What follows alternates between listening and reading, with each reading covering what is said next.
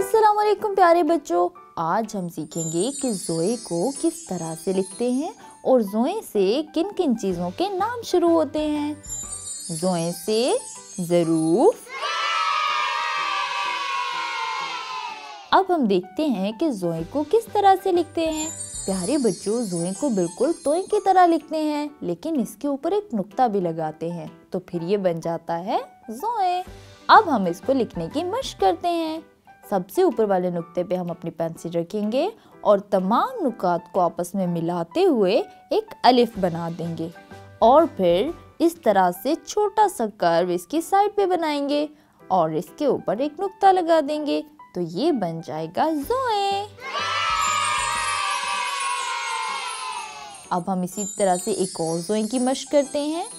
इस वाले नुक्ते पे हमने अपनी पेंसिल रखी और यहाँ तक इसको मिला दिया और अब हमने इस वाले नुक्ते पे अपनी पेंसिल रख के तमाम नुकात को आखिर तक इस तरह से मिला दिया और इसके ऊपर एक नुक्ता भी लगा दिया, तो ये बन गया ज़ोए। तो प्यारे बच्चों, देखा आपने तोय और ज़ोए को लिखना कितना आसान है।